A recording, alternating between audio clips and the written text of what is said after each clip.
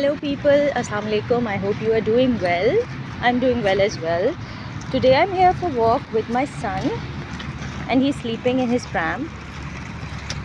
So let's talk about conception.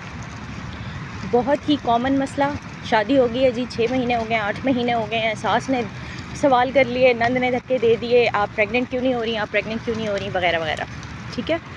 और जैसे ही आप किसी गायनोकोलॉजिस्ट के पास लैंड करते हैं, वो एक माठा सा अल्ट्रासाउंड करके आपका, for which they will charge you extra, और आपको बताएंगी कि ठीक है जी, आपने पीरियड्स के दूसरे दिन से ये गोलियां खानी है और 10वें 12वें 14वें दिन आके फलाना इंजेक्शन लगवाना है और इंडक्शन हो जाएगी और आपका बेबी हो जाएगा, without knowing if your conception problem is related to your husband's health या you have some other issue apart from the egg not being released, ठीक है।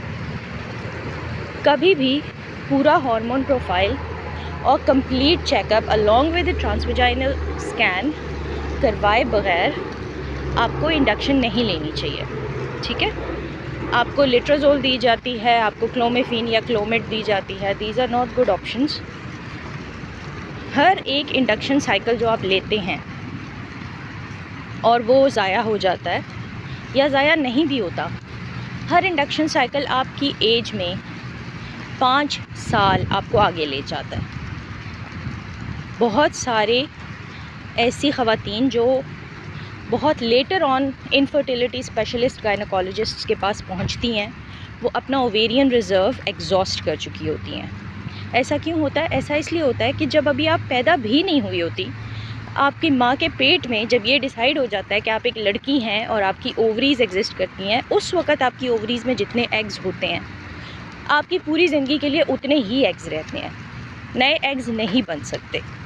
जब आप प्यूबर्टी हिट करते हैं 12, 13, 14 साल की एज में, जब पीरियड स्टार्ट होते हैं, हर महीने एक एग रिलीज़ होता है या समटाइम्स 2, और जितना अरसा आप बच्चा पैदा करने की कंडीशन में रहते हैं, वो एक एक करके वो एग्स रिलीज़ होते जाते हैं। जब कभी भी आप इंडक्शन लेते हैं तो एक से कई ज़्यादा एग्स आपके मैच्योर होना शुरू हो जाते हैं और उनमें से कई सारे ज़ाया हो जाते हैं। वो कम्प्लीटली मैच्योर भी नहीं होते, वो आपको प्रेग्नेंट भी नहीं कर सकते, और वो ज़ाया हो के आप अगले 1, 2, 3 साल में आपने जो एग्स रिलीज़ करने थे वो ज़ाया कर देते हैं। अगर 50 साल की एज में आपके पीरियड्स बंद होने थे तो 2 इंडक्शन साइकिल्स लेने के बाद वो 40 साल की एज में बंद हो जाएंगे। और मेनोपॉज के जो साइड इफ़ेक्ट्स हैं वो आपको बहुत अच्छी तरह पता होंगे। हॉट फ्लैशेस, मूड चेंजेस, हड्डियाँ ख़राब, जोड़ों की बीमारी और lots and lots of other stuff also. कोई भी 10 साल पहले बूढ़ा होना चाहता है तो 2 महीने सिर्फ आप लेट्राजोल क्लोमिड लेके इंजेक्शंस लगवा लें IVF के, और उसके बाद खैर खैरियत रखें। And this applies to normal cycles as well as the cycles you take for IVF. So please avoid it.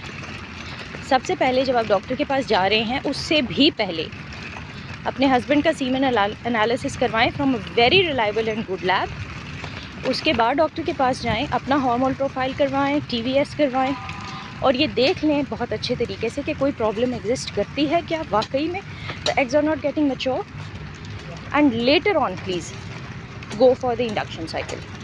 उसमें भी बेहतर ये है कि डबल मेडिकेशन यानी क्लोमिड प्लस लेट्राजोल की तरफ जाने के बजाय आप किसी एक सिंगल मेडिसिन से स्टार्ट करें। मेरे ख्याल से आज के लिए इतना काफ़ी है। Next time we'll again discuss the same topic. If you have any questions please comments में अपने क्वेश्चंस पोस्ट करें। Also post if you want me to talk in English और इन उर्दू। अगर किसी को प्रॉब्लम हो रही है with a mix language, we can switch to complete Urdu also, although थोड़ा सा मुश्किल होगा मेरे लिए, बट आई ट्राई, ठीक है। Have a nice day everyone. May all of you have very healthy pregnancies and healthy babies. Bye bye.